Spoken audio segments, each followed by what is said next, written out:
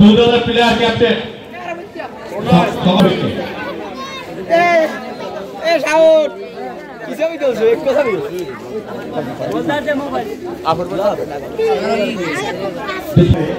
আজকে ছাত্র কর্তৃক একত্রিত এক আয়োজন আসলে এতটা ভিতর থেকে একটা ভালো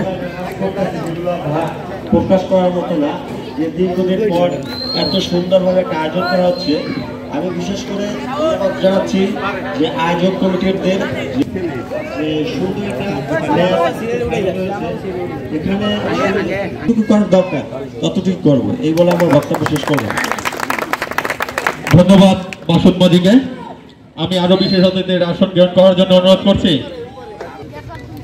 আজকে ছাত্রদল কর্তৃক আয়োজিত আরাফাত রহমান কোকো স্মৃতি ক্রিকেট টুর্নামেন্টের ফাইনাল ম্যাচে যারা উপস্থিত দর্শক এবং প্লেয়ার এবং আমার এখানে মঞ্চে বসা আছেন আমার শ্রদ্ধেয় বড় ভাইরা এবং আমার শিক্ষাগুরু, সবাইকে আন্তরিক শুভেচ্ছা এবং অভিনন্দন। দীর্ঘদিন পরে এই মির্জাগঞ্জ হাই স্কুল মাঠে একটি ফাইনাল টুর্নামেন্ট হয়েছে। আসলে এই মাঠটা একটা ঐতিহ্যবাহী মাঠ। এই মাঠ কখনো মির্জাগঞ্জের এই মাঠ কখনো বিশ্রাম করে। পিছনে বলতে যাই, পিছনের কিছু ইতিহাস বলতে গেলে যেরকমের এই দেশ এত বছর পরাধীনতায় ছিল, এই মাঠও এত বছর পরাধীন ছিল। সেই পরাধীনতার রোশনালে এই মাঠও এত বছরে খেলা হয় না।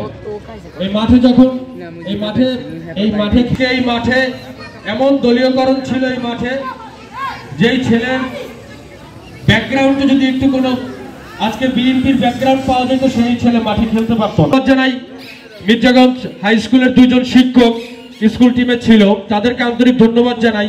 আপনাদের আন্তরিকতা দেখে আপনারা ছাত্রদেরকে নিয়ে যেইভাবে খেলার আয়োজনে ছাত্রদেরকে উৎসাহ করেছেন, আপনাদেরকে আন্তরিক ধন্যবাদ। এবং অপর টিম যে চন্দ্রকান্তা, তারাও ফাইনাল এসেছে, খুব ভালো খেলে এসেছে।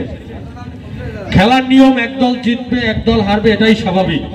এইখানে যারা আছেন সবাই পার্টিসিপেট করার চেষ্টা করবেন এবং সবাইকে মোবাইলের জগৎ ছেড়ে, গেমিং জগৎ ছেড়ে সবাইকে একটু খেলাধুলার জগতে আসার অনুরোধ করছি। তাতে যদি আপনাদের যদি কিছু দরকার হয়, খেলার সামগ্রী, খেলার জন্য কোনো সহযোগিতা, অ্যাকচুয়ালি আমি ভালো খেলাই না, আমি ভালো খেলতেও পারি না, কিন্তু সেইখানে যদি আপনাদের কোনো সহযোগিতায় মনে করেন যে এখানে কিছু দরকার আছে, সেখানে আমি আপনাদের পাশে সবসময় আছি এবং সবসময় থাকবো। আমি কথা দীর্ঘায়িত করব না, এই বলে আমি আমার সংক্ষিপ্ত